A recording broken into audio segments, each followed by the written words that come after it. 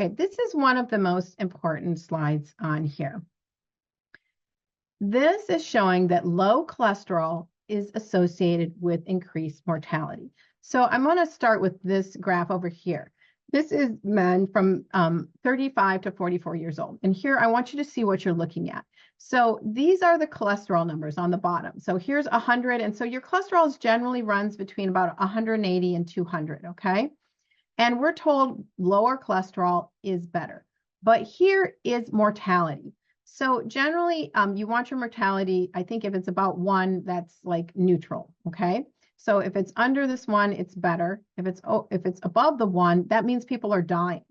So we're told that high cholesterol is associated with increased dying or increased mortality. And we see that. So we see over here at the end, above 240, yep, actually people are starting to die. If we have it in this range here, then it seems okay.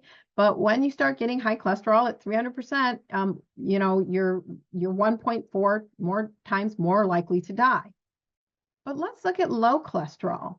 What happens if your cholesterol is really low? What does the death curve look like for that?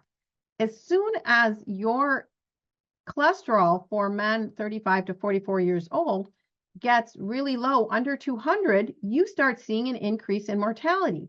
Now, this isn't surprising because things like testosterone and your steroid hormones that control your blood sugar and those that control your mineral balance are all made, and vitamin D, which reduces inflammation and helps with your immune system, all need cholesterol to be made. So low cholesterol is highly associated with increased mortality. That is the part of the story they don't tell you.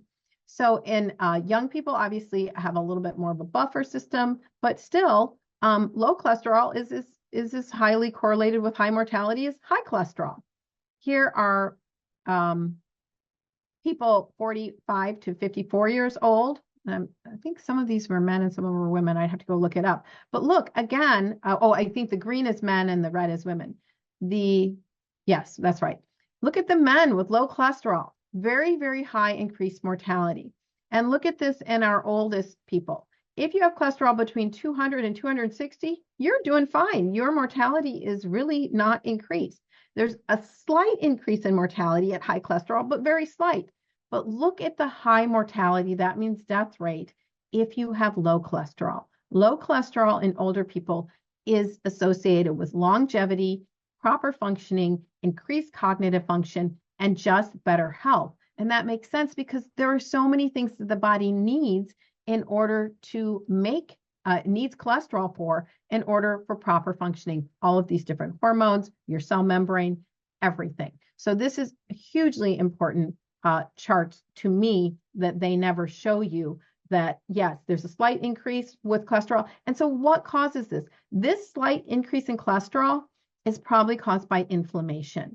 And so this is a result of you being sick, not the cause. When you are sick or have lots of inflammation, cholesterol is trying to fix the problem. And so it will be increased because the root cause has not been addressed.